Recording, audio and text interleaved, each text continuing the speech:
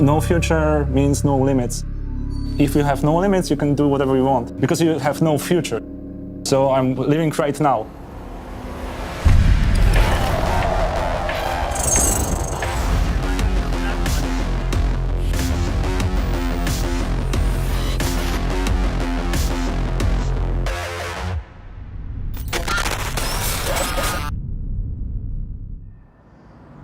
So limited editions, we produce them in very small or limited quantities. We only make them once, and then that's it, no more.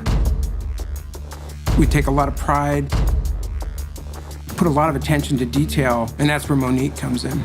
You know, if I was looking for targets for what I was trying to do with the No Future, I might... What's critical in the beginning is just understanding the story and what we're trying to communicate.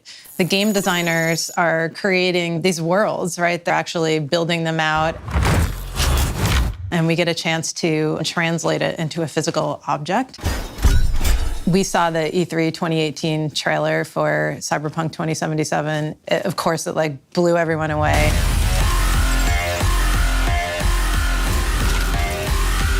The title is just so cool. It's really pushing the boundaries on style. And it's so kind of in your face and punchy and like electric. So we spent a lot of time with that video dissecting it and figuring out like what are the key design elements. We noticed things like the mech scene and the cyber enhancements. There are a lot of different elements to the lighting style, like how V's face was framed with that lit collar, and how when he turned around, you saw the samurai logo glowing on the back of his leather jacket. And then there were the Quadra car taillights that were super futuristic.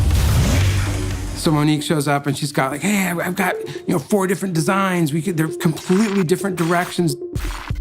So we had, the concept of all these panels coming together from different pieces of equipment to create a kitsch-style console. One of the first things we had to do is figure out how to define these panels exactly. You can see the laser etch marks in this piece really clearly.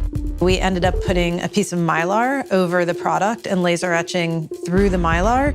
You can see it peels off. But that allows us to go back and paint inside of the etch marks. All the different color panels are actually silkscreen of different inks. There's probably 30 different variations of each of these blues and how they could come together. There's a lot of small detailing in the texture. You can see this panel looks like it got kind of banged up and the paint layer is kind of scratched away. I view it as continual confidence building. Like, this is good, now it's getting better, now it's getting great. And so the moment there was, okay, which one do we pick? Because they're all so good. And that's where the partnership comes in.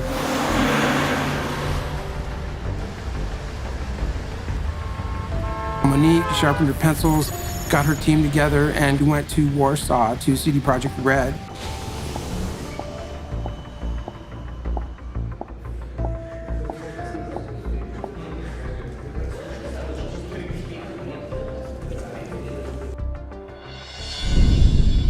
I remember feeling like, I hope we got this right, because we walked in with a bunch of concepts.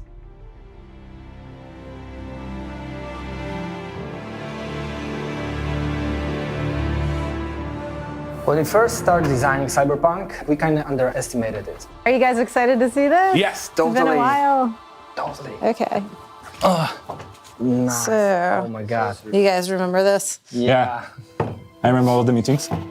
Oh my God, it's beautiful. Yeah. Yeah, this is real.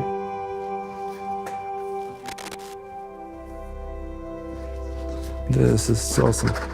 Cyberpunk is incredibly varied and rich. There is no one style. Everything like coexists. Psycho gangs, corporations, cyberpunks, mercenaries, netrunners, rocker boys. You have a rich district, you have a bit poor district, you have something between, and like it's colliding all the time. So there's so many different things that we came to a conclusion that it's simply impossible to develop one single visual language to describe all of that. And we end up with 4 distinctive, completely different visual styles.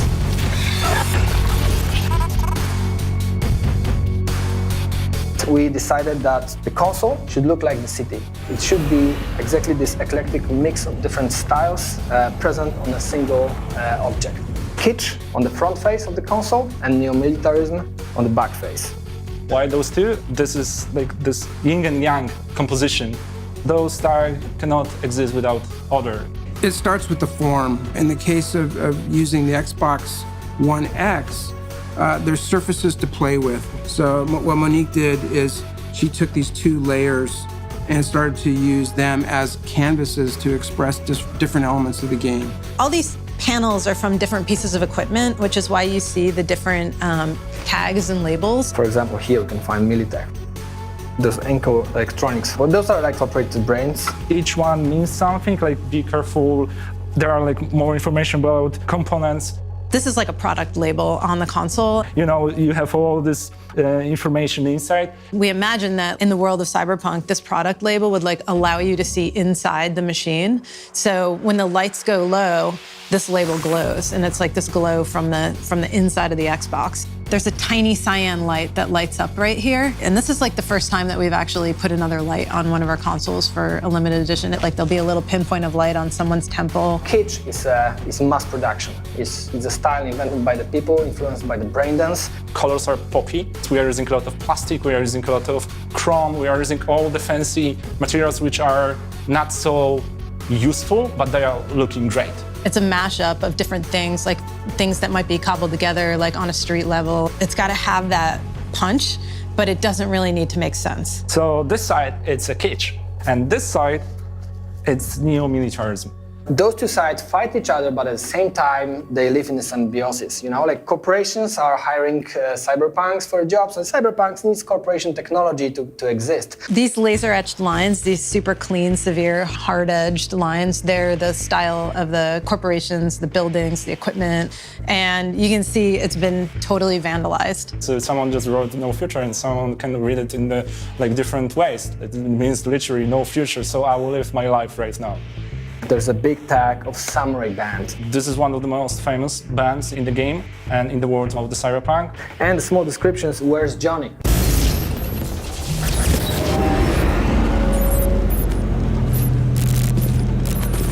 Wake the fuck up, samurai.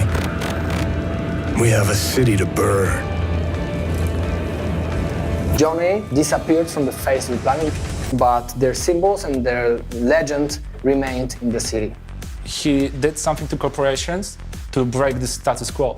So we thought that making Johnny Silverhand the main theme for the controller would be just a great thing in addition to the console. This is awesome to see it up close.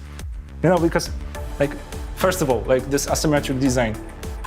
Yeah, that's the first time we've actually done like a mismatch between the triggers, but it's totally from a story perspective. It's pretty awesome. So you have this laser etched, super sharp laser etched line, and then this chromed side, and it's marked with Arasaka. Johnny's arm is actually manufactured by Arasaka, the corporation that he hates so much. It's kind of ironic. Johnny's arm it's chrome, and the flexible parts of it are red. So we colored the thumbstick base in red, but left the top silver. We have the samurai symbol on the back. We have no future scratched into the gray side of this controller. It's not just a paint, you feel it. So it's real. To focus on the details and treat it in the right way, then people will remember this, because this makes a good design. At the first glance, you might not see the relation between the console design and the controller, but if you know the story, if you start playing a game, you'll figure out that it makes absolutely perfect sense. Seeing this next to the console, this is a full story. Okay. Never done this before. It's just a cable, people will say, but no. I haven't shown it yet. Oh, you haven't? No, I didn't even. I love this. The cable. So the HDMI cable, you plug that in, and now you have a physical connection of the console to the game. Like, that was a big deal just to make this colored cable, and it's from the game. I remember the first time we mentioned, can we have a cord wire? It's like, what? I was like, we've never done that before. Yeah. I'm not really sure. I mean, we broke a lot of our own conventions with this, a lot. You know, even down to this, the sticker back on the panel. back. We've never had a sticker that's that's been yellow in this area before. Like that's a big deal. No one is looking on the back of the console, but even here you have. We do. We're looking for something like in the Witcher franchise, which is our the Wolf Medallion. We're looking for some kind of symbol that will be kind of representative and matching the Cyberpunk game, and we found it. It was like amazing for the team at Xbox to be able to explore what we could do with the world that you guys created. So to be able to take that digital world and put it onto a physical product, it allowed us to break our own rules about the way that we think about our own products. It's perfect. It's like, it's a game in the form of an Xbox. Yeah.